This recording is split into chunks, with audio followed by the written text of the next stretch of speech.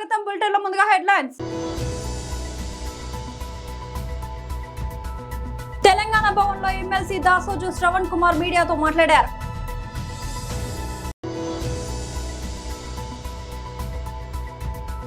కృష్ణా జిల్లా అధ్యక్షుడు మాజీ మంత్రి Perni Nani press meet.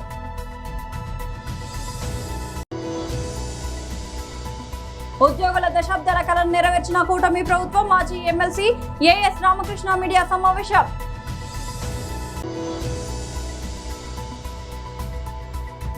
Messy పేరు వినగానే ముఖం తిప్పేసిన రొనాల్డో. తెలంగాణ భవన్లో ఎమ్మెల్సీ దాసోజు శ్రవణ్ కుమార్ మీడియాతో మాట్లాడారు. అది కూడా పీపీపీ మోడల్లో ఎల్ఎన్టీ నడుపుతున్నటువంటి ఒక అద్భుతమైనటువంటి ఒక ట్రాన్స్పోర్ట్ వ్యవస్థను తన చిల్లర రాజకీయాల కోసం, స్వార్థ లాభాపేక్ష కోసం ఎట్లా ఆగం చేసిండు, ఆగం చేస్తే వచ్చే పర్యవసానం ఏంటి, కుక్కలు జింపిన విస్తర ఎట్లా అవుతుంది అనటానికి నిదర్శనం ఇవాళ మెట్రో రైల్. మేడిగడ్డ 2 పియర్స్ కూలిపోయినప్పుడు మీ ఖర్చుతోటే రిపేర్ చేయాలని వాళ్ళను బ్లాక్మెయిల్ చేసిన ఒకటి ఉదంతం. తర్వాత ఈ ప్రభుత్వం వచ్చిన తర్వాత metro rail because of Mahalakshmi పథకం కొంత ట్రాన్స్పోర్ట్లో మహిళలు రాలేదన్న పాపానికి సిఎఫ్ఓను జైల్లో పెట్టి బెదిరిస్తా అన్నటువంటి ఒక ఉదంతం. తర్వాత ఫేజ్ 2 మేమే కట్టుకుంటాం కానీ మెయింటెనెన్స్ మాత్రం నువ్వే చేయాలా అని చెప్పని ఆర్మ్ ట్విస్ట్ చేసిన ప్రయత్నం. మొత్తం మీద ఎల్ఎన్టీని ఎదరగొట్టిండు, బెదరగొట్టిండు. ఏం మందు పెట్టిండో, ఏం మాయ చేసిండో మొత్తాన్ని దాన్ని టేక్ ఓవర్ చేసిండు. ఎంత మూర్ఖత్వం అంటే నేను ఏదో రాజకీయ కక్షతోటో లేకపోతే ఒక ప్రతిపక్ష పార్టీ కాబట్టి మేము ఈ రకంగా మాట్లాడాలని కాదు. తెలంగాణ ప్రజల సొమ్మును పాలకుడు అనేటువంటి వాడు ఎవడైనా సరే తోటమాలి లెక్క ఒక బాధ్యతతోటి ఆ సొమ్మును ఖర్చు పెట్టాలి. You are a temporary custodian in that chair, that's all. You are not a owner of the state, you are a custodian, temporary custodian. ప్రజల సొమ్మును వినియోగించేటప్పుడు, ప్రజల సొమ్ముతోటి పాలసీలు విధి విధానాలు పట్టుకొచ్చేటప్పుడు ఉండవలసిన కనీస బాధ్యత రేవంత్ రెడ్డి గారికి లేకుండా పోవడంతో, ఒక ప్రజాస్వామిక స్ఫూర్తి లేకపోవడంతో, ఒక ఫ్యూడల్ మనస్తత్వంతో వ్యవహరిస్తే ఇవాళ ఒక దుర్మార్గమైనటువంటి ఒక పర్యవసానం మెట్రో రైలు అతలాకుతలం. రేవంత్ రెడ్డి గారు సమాధానం చెప్పాలి. ఇవాళ ఐఆర్ఎఫ్సి ఒప్పందం రద్దయిపోయింది, జపాన్ సంస్థ అదృశ్యమైపోయింది, ఐడిబిఐకి ఇచ్చిన అని చెప్పబడుతున్న 174 కోట్ల రూపాయలు ఏమైనాయో సమాధానం చెప్పలేదు. 84.32 కోట్ల రూపాయలు ఏదైతే ఐఆర్ఎఫ్సి కట్టిండో అవి వాపసు తెస్తాడా తేడా చెప్పట్లేడు. 1460 కోట్ల రూపాయల 61 కోట్ల రూపాయల పబ్లిక్ మనీ ఇవాళ ఎస్క్రో అకౌంట్లో it is still lying in with LMT. LNT వాళ్ళ రోజుకు 2.5 కోట్ల రూపాయల మిత్తి ఏదైతే ఎల్ఎన్టీ కట్టాలో అది రాష్ట్ర ప్రభుత్వం కడుతున్నట్టుగా భావించాలా, అది ప్రజలపైన భారం. ఫేజ్ 2 ఆమోదం లేదు.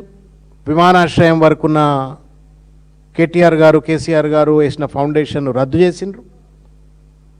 రెడ్ వచ్చి ఆట మొదలయ్యానో సామెత ఉంటుంది. ఇవాళ రెడ్ వచ్చిండు ఆట మొదలయ్యా అన్నట్టుగా మళ్ళా స్క్వేర్ 1కు తీసుకొచ్చి మళ్ళీ ఇవాళ ఎస్బీఐ క్యాప్స్తో నేను ఎవాల్యుయేషన్ చేయిస్తా అని చెప్పిండు. కృష్ణా జిల్లా అధ్యక్షుడు మాజీ మంత్రి పేర్ని నాని ప్రెస్ మీట్. ఎవరో ఇచ్చినటువంటి మీడియా మిత్రులు ఇచ్చినటువంటి పోలీసు వారి ద్వారా వచ్చిన దాని మీద కొద్దిగా ఆలస్యమైంది, మన్నించాలి.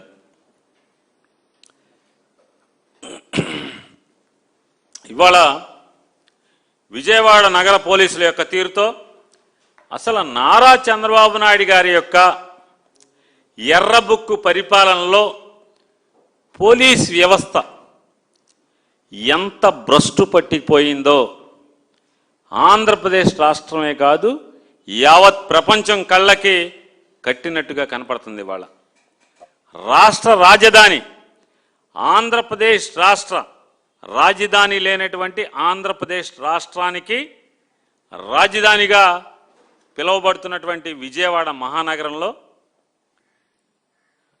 నడిబొడ్డులో ఒక పోలీస్ స్టేషన్లో ఒక మనిషిని మర్డర్ చేసి పోలీస్ స్టేషన్లోనే మర్డర్ చేసి బూడిద చేస్తే అడిగేటువంటి అధికారి కానీ, ఒక్కడంటే ఒక్క అధికారి కానీ, ఒక్కడంటే ఒక్క మంత్రి కానీ, ముఖ్యమంత్రి కానీ ఒక్కరు అంటే ముఖ్యమంత్రి గారు ఎందుకంటే లా అండ్ ఆర్డర్ వారే చూస్తారు కాబట్టి, డీజీపీ గారు కానీ వారు బెజవాడలో కాపురం ఉంటూ ఉంటారు.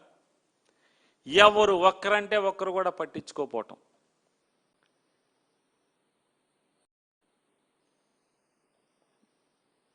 మే 6వ తారీఖున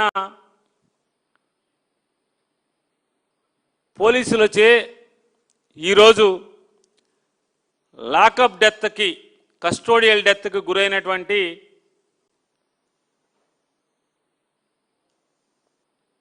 మృతుడు ఎవరైతే ఉన్నారో సాయి కృష్ణ, కృష్ణ సాయి ఏదో ఉంది వారికి, ఏమండి సాయి కృష్ణ గారు, మృతుడు సాయి కృష్ణ గారి యొక్క తల్లిగారైన గాదే విజయలక్ష్మి గారు మే 6వ తారీఖు నుంచి కృష్ణలంక పోలీస్ స్టేషన్లో రిమాండ్ రిపోర్ట్ ప్రకారం, పోలీసు వారి యొక్క రిమాండ్ రిపోర్ట్ ప్రకారం వారి తల్లి ఉటంకించినట్టుగా చెప్తున్నటువంటి మే 6వ తారీఖున పోలీస్ స్టేషన్లో వారి అబ్బాయిని ఏ స్థితిలో చూశారో ఆ స్థితిలో చూసి ఆవిడ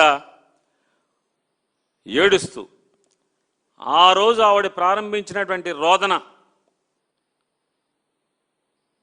జూన్ 19వ తారీఖు వైఎస్ జగన్మోహన్ రెడ్డి గారు ఆవిడ్ని ఓదార్చటానికి లేదా ఆవిడ్ని ఏం జరిగిందో విచారించటానికి గాదే విజయలక్ష్మి గారి ఇంటికి వెళ్ళి పరామర్శిస్తే కానీ ఆంధ్రప్రదేశ్ రాష్ట్రంలో ఒక కస్టోడియల్ డెత్కి ఎఫ్ఐఆర్ అవ్వలేదు. ఇది నారా చంద్రబాబు నాయుడు గారి యొక్క అద్భుతమైన పరిపాలన. ఉద్యోగుల దశాబ్దాల కాలం నెరవేర్చిన కూటమి ప్రభుత్వం మాజీ ఎమ్మెల్సీ ఏఎస్ రామకృష్ణ మీడియా సమావేశం. అందరికీ నమస్కారం. ఈరోజు నిన్నగాక మొన్న ఆంధ్రప్రదేశ్ క్యాబినెట్ సమావేశం జరిగింది. ఈ సమావేశంలో ముఖ్యంగా ఉపాధ్యాయులకు, ఉద్యోగులకు సంబంధించినటువంటి 2 అంటే డబుల్ ధమాకా నిర్ణయాలు కూటమి ప్రభుత్వం క్యాబినెట్ తీసుకోవటం జరిగింది. నేను ఇంకోటి యాడ్ చేస్తున్నా. డబుల్ ధమాకా కాదు, ట్రిపుల్ ధమాకా. అవేంటో ఇప్పుడు మీకు వివరిస్తాను నేను. వాటిల్లో ముఖ్యమైనది నెంబర్ 1, మన క్యాబినెట్ తీసుకున్నటువంటి నిర్ణయం, అది కూడా టేబుల్ ఐటమ్గా. అంటే కూటమి ప్రభుత్వం ఆధ్వర్యాన మొన్న జరిగినటువంటి క్యాబినెట్ నిర్ణయంలో 2003 డిఎస్సి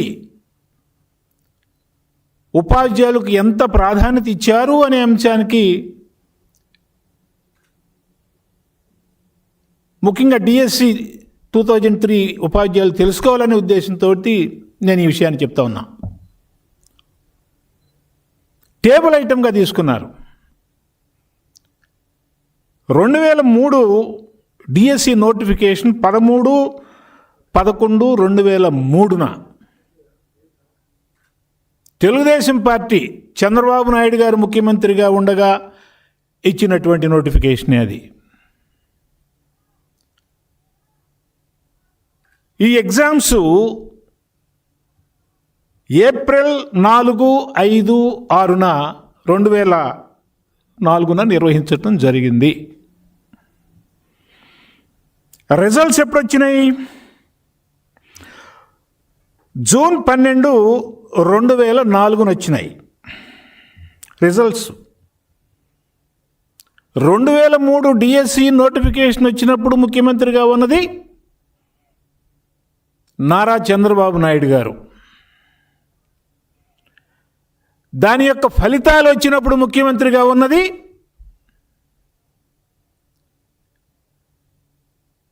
రాజశేఖర్ రెడ్డి గారు. సిపిఎస్ అమల్లోకి వచ్చింది మన రాష్ట్రంలో.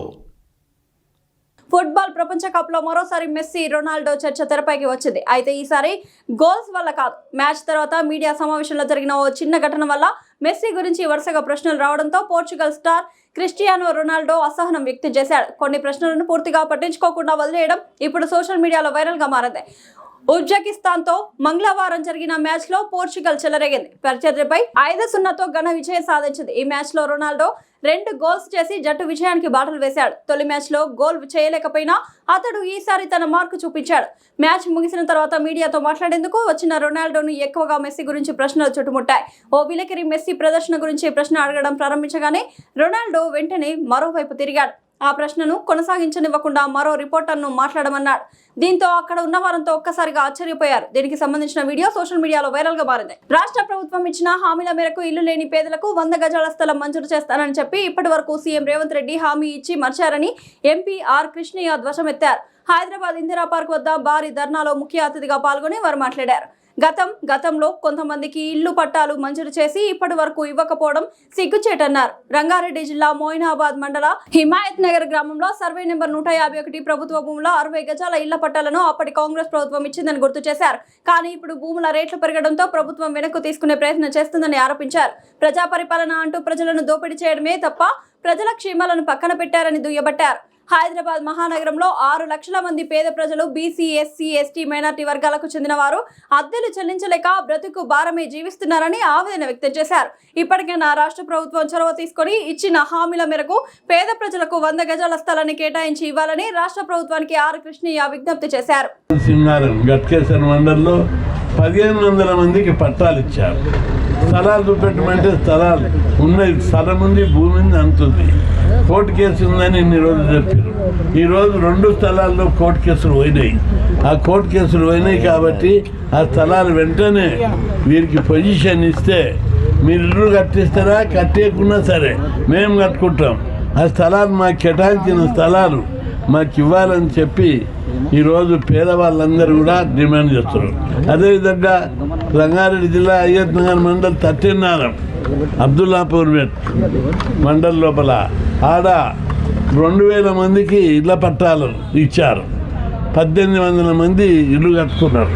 అప్పుడే ప్రభుత్వం పొజిషన్ ఇవ్వకుండా ధైర్యం చేసి ఆఫీసర్లను, పోలీసులను కట్టెలు పట్టుకొని గెదిమి బలవంతంగా ఇల్లు కట్టుకున్నారు. ఆ తర్వాత ఇంకా 200 మంది మిగిలినారు. వాళ్ళందరికీ ఇవ్వకపోతే కోర్టుల కేసు గెలిచారు. ఆ 200 మందికి ఇప్పటిదాకా పట్టాలు ఇస్తారు. ఇట్లా చాలా చోట్ల ఇళ్ళ పట్టాలు ఇచ్చి వాళ్ళందరికీ ఇళ్ళ పట్టాలు ఇచ్చినాక కూడా స్థలాలు చూపెట్టకుండా ఇబ్బంది పెడుతున్నారు. కాబట్టి ముఖ్యమంత్రికి నేను విజ్ఞప్తి చేస్తున్నా, మీరు ఇళ్ళ పట్టాలు ఇచ్చిన వారికి వాళ్ళకి రైటు గవర్నమెంట్ ఇచ్చింది, మీ గవర్నమెంటే ఇచ్చింది. గత ముఖ్యమంత్రి హయాం లోపల, రాజశేఖర రెడ్డి హయాం లోపల ఇళ్ళ పట్టాలు ఇచ్చారు. కలెక్టర్ సింబల్ ఉంది పట్టాల మీద, కలెక్టర్ సంతకం ఉంది. కలెక్టర్ సంతకం విలువ లేదా అని నేను అడుగుతున్నా. ప్రభుత్వము ఏదైతే ఇచ్చిందో రాజముద్రతోటి, ఆ రాజముద్రతోటి ఇచ్చినటువంటి ఆ పట్టాలకు విలువ లేదా అని నేను అడుగుతున్నా.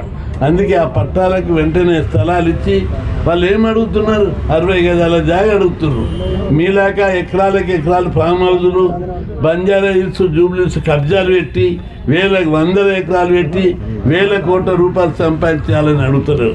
ఉండడానికి, తల దాచుకోవడానికి కిరాయి ఉండలేము, రోజు కష్టం చేస్తున్నాం.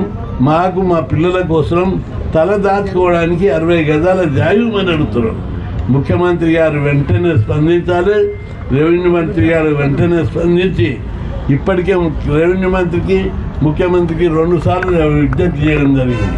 ఎన్టీఆర్ జిల్లా జగ్గయ్యపేట పట్టణంలో నూతన మున్సిపల్ కార్పొరేట్ కమిషనర్ గా బాధ్యతలు స్వీకరించిన పివివి ప్రసాద్ జగ్గయ్యపేట నూతన మున్సిపల్ కమిషనర్ మాట్లాడుతూ, జగ్గయ్యపేట కమిషనర్ గా బాధ్యతలు స్వీకరించిన తర్వాత ముఖ్యంగా ప్రజలకు మెరుగైన సేవలు అందించడం కోసం మా ఆఫీస్ సిబ్బంది కానీ, అదేవిధంగా సచివాలయం వ్యవస్థ కానీ ప్రతిష్టంగా పనిచేయడానికి మా సచివాలయం సిబ్బందికి, అదే విధంగా ఆఫీస్ సిబ్బందికి సూచనలు ఇవ్వడం జరిగిందని, ముఖ్యంగా టైం ప్రకారం ఆఫీస్కి రావడం, అదేవిధంగా వచ్చిన పబ్లిక్తో ఫ్రెండ్లీగా ఉంటూ వాళ్ళతో గౌరవంగా మాట్లాడి వారికి ఏదైనా అవసరాల కోసం వస్తున్నారో వాటన్నింటిని జాగ్రత్తగా విని నోట్ చేసుకుని ఇమీడియట్ గా త్వరితగతిగా సేవలను అన్నిటినీ అందించడం జరుగుతుందని నూతన municipal commissioner PVV Prasad media సమక్షంలో తెలిపారు. వారికి ఏదైతే అవసరాల కోసం వస్తున్నారో వాళ్ళ యొక్క సేవల కోసం వస్తున్నారో వాటన్నిటిని కూడా జాగ్రత్తగా విని నోట్ చేసుకొని ఇమీడియట్గా త్వరితగతిన సేవలన్నింటినీ కూడా అందించడం కోసం వాళ్ళందరికీ ఇన్స్ట్రక్షన్ ఇవ్వడం జరిగింది. సో అదేవిధంగా ప్రభుత్వం చేపడుతున్న ప్రతి కార్యక్రమం కూడా వాటిని 100% సక్సెస్ఫుల్ చేయడానికి కోసం కూడా వాళ్ళందరికీ ఇన్స్ట్రక్షన్ ఇస్తూ అవి చేయించే పరిస్థితిలో ఉన్నాం. మరి ఈరోజు యోగాంధ్రకు సంబంధించి కూడా రేపు పెద్ద ఎత్తున మనం యోగాంధ్ర కార్యక్రమాన్ని కూడా ఏర్పాటు చేయడం జరుగుతుంది. గౌరవ ఎమ్మెల్యే గారు, అదేవిధంగా మున్సిపల్ చైర్మన్ గారు, కౌన్సిల్ సభ్యులు, వైస్ చైర్మన్స్, కౌన్సిల్ సభ్యులు, అదేవిధంగా మన సచివాలయ సిబ్బంది, ఆఫీస్ సిబ్బంది అందరం కలిసి మిగతా కొంతమంది ఎస్హెచ్జి ఉమెన్స్ని అలాగే స్కూల్ చిల్డ్రన్స్తో కలిపి పెద్ద ఎత్తున మనం ఈ యోగాంధ్ర కార్యక్రమాన్ని కూడా రేపు ఉదయం 7 o'clockకి మార్కెట్లో చేయబోతున్నాం. దానికి కూడా ఏర్పాట్లు చేస్తున్నాం. ఈరోజు స్వచ్ఛాంధ్ర స్వర్ణాంధ్ర భాగంగా కూడా మన ఆఫీస్ సిబ్బంది, అదేవిధంగా మహిళా సంఘ సభ్యులు, ఆర్పీలు అందరూ కలిసి ఎమ్మెల్యే గారు మరియు కౌన్సిల్స్ చైర్మన్ గారు అందరూ కలిసి ఈరోజు బుద్ధ విగ్రహం దగ్గర కూడా క్లీనింగ్ కార్యక్రమాలు కూడా చేపట్టడం జరిగింది.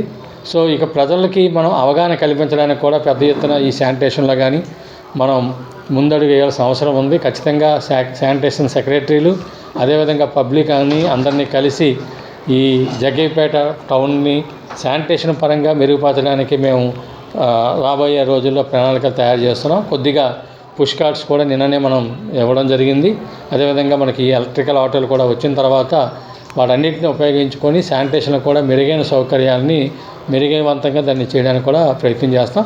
సమర్థవంత నాయకుడనే గతంలో బీఆర్ఎస్ పార్టీ మైనంపల్లి హనుమంతరావును నగర అధ్యక్షునిగా చేయడమే కాకుండా ఎమ్మెల్యేగా టికెట్ ఇచ్చారని, నగరంలో జీహెచ్ఎంసీ ఎన్నికల్లో 99 సీట్లు గెలిపించిన మైనంపల్లి ఇప్పుడు ఎట్లా రౌడీ అవుతాడు? మీ రాజకీయాల కోసం చిల్లర మాటలు మాట్లాడడం మానుకోవాలని కాంగ్రెస్ పార్టీ నాయకులు బట్టు క్రాంతికిరణ్ అన్నారు. బుధవారం ఆనంద్ బాగ్లోని మైనంపల్లి క్యాంపు కార్యాలయంలో విలేకరుల సమావేశం కాంగ్రెస్ నాయకులు ఏర్పాటు చేశారు.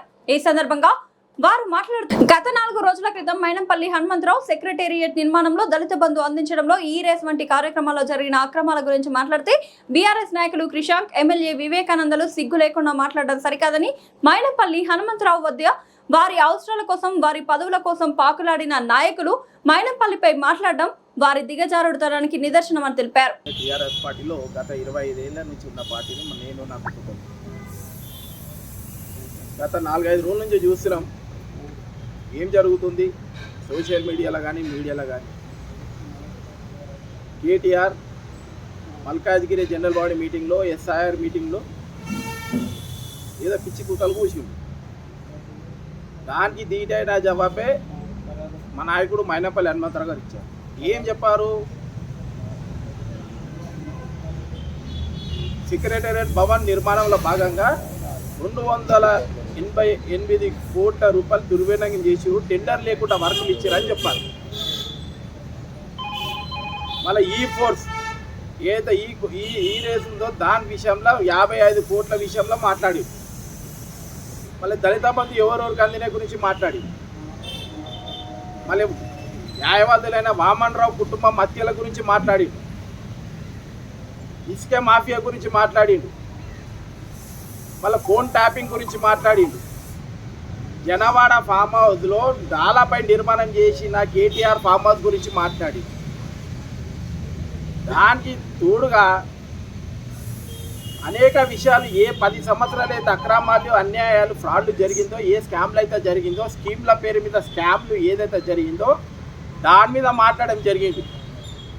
ఇది అడ్డం పెట్టుకొని బీఆర్ఎస్ పార్టీలో కొందరు అడ్రస్ లేని నాయకుడు, పిచ్చకుంట నాయకుడు, ఏ రోజు కూడా వార్డు మెంబరు, సర్పంచ్గా గెలవలేని నాయకులైన రిషాంకు, ఆ మహేష్ యాదవ్, మళ్ళా తుడిమెట బాలరాజ్ యాదవ్, మళ్ళా ఆడవాడు ఎరంరెడ్డి తిరుపతి రెడ్డి, వీళ్ళంతా పిచ్చలు కూతలు కోస్తున్నారు. బిడ్డారే గుర్తుపెట్టుకోరి. ఇక మీరు ఇష్టం ఉన్నట్టు మాట్లాడికే. నేను ఎప్పుడు రాలే ప్రెస్ మీట్లకి. నా మొదటిసారి కాంగ్రెస్ పార్టీలో చేరిన తర్వాత ఈ 2.5 సంవత్సరాల తర్వాత నేను మొదటిసారి ప్రెస్ మీట్లకు వస్తున్నా. ఇక సరే, రాజకీయాలు అన్నప్పుడు విమర్శ, ప్రతి విమర్శ సహజం. వీళ్ళు వానలు కానీ వీళ్ళు వ్యక్తిగత దూషణలు పోతారు. కిషాన్ రాసి పెట్టుకో. ఇటువంటి పిచ్చి కూతలు మానేసుకొని ఎక్కడ మెస్రాలు అక్కడ మెస్సుకలు ఉంటే మంచిది. వీళ్ళంతా రాజకీయ నిరుద్యోగులు. ఎందుకంటే వీళ్ళకి అడ్రస్లు లేవు. వీళ్ళకి ఒక నియోజకవర్గం అన్నది వాళ్ళకి నియోజకవర్గాల రేపు ఎమ్మెల్యే క్యాండిడేట్ కానీ ఏదో ఒక అంశం పెట్టుకొని ఈరోజు వాళ్ళ పార్టీలో లబ్ధి పొందడానికి చేస్తున్న ప్రయత్నం ఇదంతా. ఈ చిన్న రాజకీయాలు మానుకోండి. కేటీఆర్ గారు వచ్చి ఆ రోజు మల్కాజికి రనకపోయింటే ఈ పరిస్థితి ఏర్పడేదా? దీనికి గల కారణం ఎవరు? కేటీఆర్. గుండాయిజం రౌడిజం అంటుండే గుండాయిజం 10 ఏళ్ళు ప్రోత్సహించింది ఎవరు? మన ఇదే కేటీఆర్ ప్రభుత్వమే కదా. మళ్ళీ ఎంతమంది గుండాలు ఏమైందో మీకు తెలియదు ఏముంది? మరి అదేవిధంగా కేటీఆర్ మీకు ఒక్క విషయం నేను చెప్పగలుగుతున్నా. ఆ రోజు హనుమంతరావు గారు పార్టీలో ఉన్నప్పుడు హనుమంతరావు గారికి ఈ పదవి ఇచ్చాం, హనుమంతరావు గారికి ఆ పదవి ఇచ్చామంటారు. సత్తా ఉన్న నాయకుడు కాబట్టి ఇచ్చారు. మరి ఉద్యమంలో ఎంతోమంది పనిచేసారు, పార్టీలో ఎంతోమంది ఉన్నారు సీనియర్లు, వాళ్ళకి ఎందుకు ఇవ్వలే? హనుమంతరావు గారికి ఎందుకు ఇచ్చారు? ఈయనకు దానికి క్యాపబుల్, ఈయనకు ఆ సత్తా ఉంది కాబట్టి ఇచ్చారు. మల్కాజిగిరి ఎంపికలు ఇలా పడితే నేను ఓడిపోతా కేటీఆర్ గారు, నాకు వద్దండి, నేను వద్దండి, నేను రాలేను పార్టీలు అంటే ఇదే కేటీఆర్ గారు బలవంతం చేసి రప్పించి టికెట్ ఇప్పించిండు. బులెటిన్ ముగించే ముందు హెడ్లైన్స్ మరోసారి. తెలంగాణ భవన్లో ఎమ్మెల్సీ దాసోజు శ్రవణ్ కుమార్ మీడియాతో మాట్లాడారు.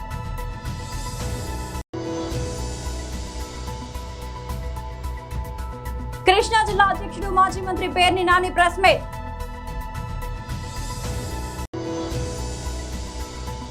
ఉద్యోగుల దశాబ్దాల కలను నెరవేర్చిన కూటమి ప్రభుత్వం. మాజీ ఎమ్మెల్సీ ఏఎస్ రామకృష్ణ మీడియా సమావేశం.